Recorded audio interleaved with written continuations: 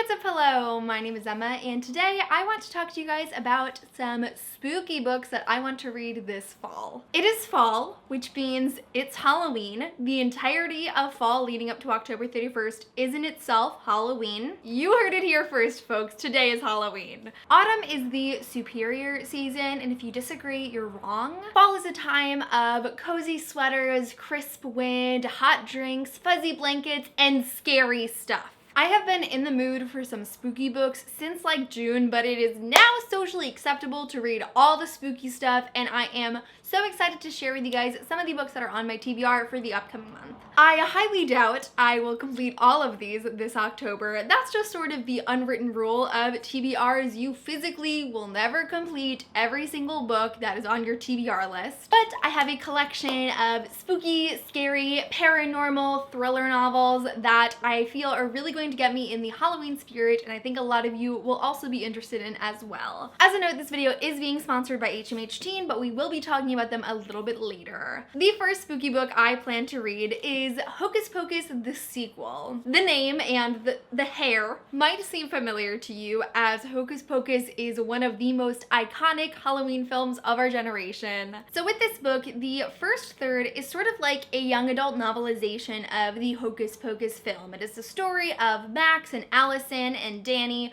raising the Sanderson sisters from the dead with the book and all of the shenanigans and things that happen on the night the Sanderson sisters return. And the last 2/3 of this book is a brand new 100% original sequel. 25 years after the events of Hocus Pocus, we follow Max and Allison's daughter named Poppy as she encounters the Sanderson sisters and has to protect her friends, family, and the town of Salem from all of their witchy plans once again. Now, I say this every time I talk about this book. I don't have high hopes for it. I don't think it's going to be great. See, I sort of have this unwritten rule with YA books, especially new books that are sort of based off of pop culture things like movies and TV. There's no author on the cover, it might not be great. That's literally me judging a book by its cover, but nonetheless, I'm still so excited for this book despite my preconceived notions.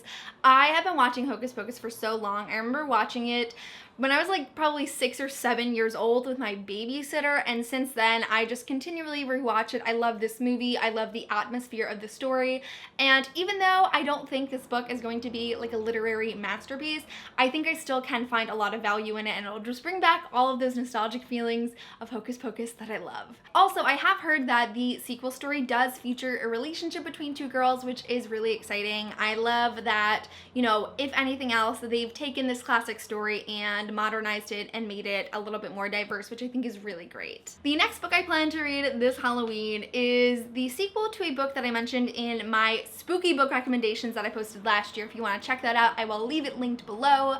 But the next book I plan on reading is The Last Life of Prince Alistair by Alexandra Bracken, which is the second and final book in the Prosper Redding duology. Technically, this sequel does not come out until February of 2019, which is so far away, but I was incredibly lucky to get an arc of this book at Book Expo this year, so I have it in my hands and I am ready to read it this Halloween season. If you haven't heard of The Dreadful Tale of Prosper Redding, it follows a young boy named Prosper who finds out that he has a demon living inside of him. Thinking about Prosper really makes me reconsider complaining about dumb things like doing the dishes or laundry, because like I could have it way worse. Essentially, one of Prosper's grandfather made a deal with a fiend in order to bring his family success and fortune. You know how all of those bad demon dealings go. But Prosper's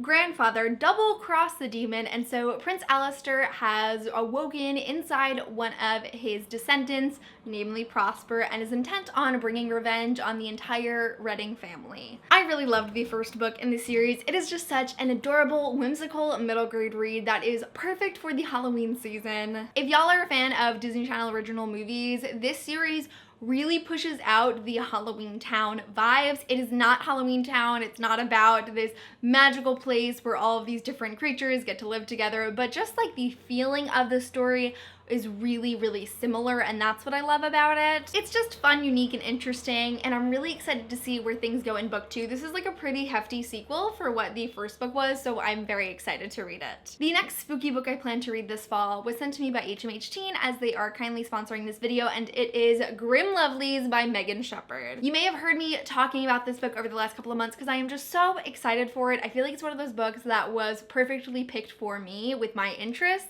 Our main character's name is Anouk, and she is an animal who has been enchanted into a human and is forced to work as a servant for this enchantress magician called Madavitora. In a turn of events, Madavitora is murdered, and so Anouk and the rest of servants who have been changed from beast to human have only 3 days left to save their humanity before they change back into animals forever. In a search to stop the spell from reversing, Anouk and the rest of the beasties that were enchanted by Madavitora discover a secret in the city of Paris that the beasties are much more powerful and deadlier than they ever expected, and every magic handler in the city is out to get them. Grimm Lovelyz has frequently been compared to The Mortal Instruments, which y'all know is my favorite series, but it definitely does sound like a unique urban fantasy story. I love the setting of Paris, and I love stories about all of these different types of magical creatures operating in this sort of underworld of magic.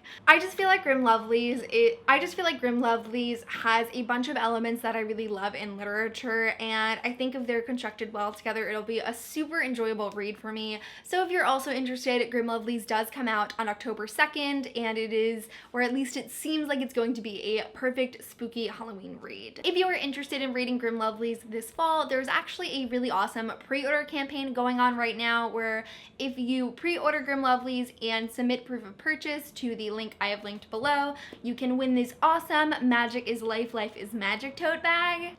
Teen is also running a sweepstakes inspired by Grimm Lovelyz where one winner can win a prize, which is up to $500 in value. It has like a lot of cool stuff in it, which I will put another picture right here. So if you want to check out either the sweepstakes, the pre-order campaign, or both, that link is going to be in the description below. It's really easy to fill out, but I am so freaking excited to read Grimm Lovelyz, and I hope you guys are too. We are moving away from YA and delving into some more adult books on my fall time Halloween TBR, but the next book on this list is The Last Time I Lied by Riley Sager. Riley Sager is the author of Final Girls, which is a book that I read last year and really enjoyed. If you're someone who loves slasher films, I think you would really enjoy his first work. So our main character's name is Emma. As a young girl, Emma attended a summer camp where one night her cabin mates left the cabin and never returned. Now as an adult, Emma is a painter and she is invited back by the owner of the camp she used to attend to teach art classes to the campers, and so Emma decides to return and find out what really happened to her friends that night. Now back at this camp, Emma starts discovering some clues that might have been left by some of their cabin mates and tries to string this mystery together, and it just sounds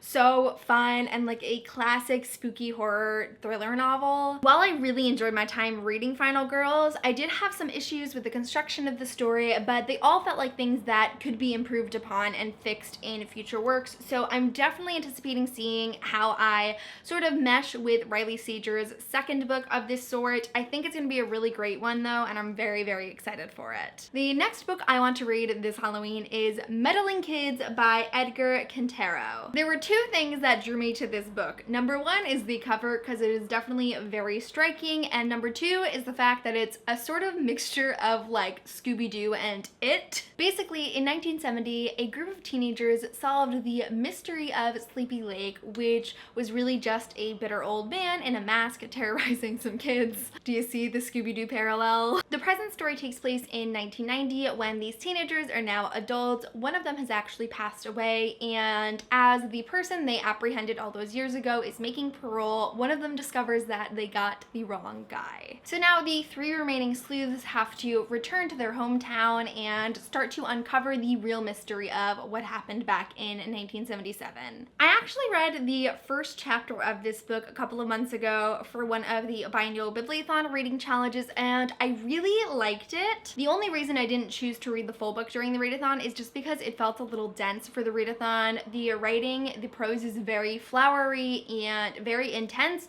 so it felt like something I really needed to dedicate my time to, which I definitely think I can do this fall. It just sounds like a really cool book in my opinion. I really do not read horror like at all. The deepest I get into that is like mystery thrillers, but it seems like it'll be very interesting, very different from what I normally read, so I'm really excited for it. And the final spooky book I hope to read in fall is Horror Store by Grady Hendrix. This is a book that was like somewhat popular when I first started BookTube in 2014. I saw a lot of people pick it up and quite a few enjoy it, but I just feel like no one ever talks about this book, but it's one I've had for like 4 years now. It's basically like a horror parody of IKEA. Props to the author, that's very imaginative. It takes place in this furniture superstore called Orsk, and there are just some wild things happening. You know, things are falling off shelves, furniture's being moved, sales are down, security cameras don't catch anything. So 3 volunteers decide to spend the night and try to uncover what is happening. That is all I know about this book, but it just sounds really fun. I can't tell if it's going to be like super scary or it's going to be like cheesy scary to the point where it's just funny, because I would be down for either of those experiences. I personally love IKEA. I think it is a magical place full of mystery and wonder, and I just feel like it's gonna be really entertaining to read about a horror story through this setting. It just sounds really fun, and I'm very excited to hopefully finally read it. I feel like it's time. Alrighty, so that concludes some of the spooky books I plan to read in the fall Halloween time season. I'm so excited for the spooky books. These are some of my favorite types of books to read, and paired with this sort of time of year, it is just all around really immersive, and I'm super, super pumped. If you are like me, someone who loves fall, loves Halloween, and loves the combination of the two things with reading, let me know in the comments below if there are any spooky books that you guys are planning on reading. But that is it for this video. Thank you guys so much for watching, and I will see you soon for a new video. Bye!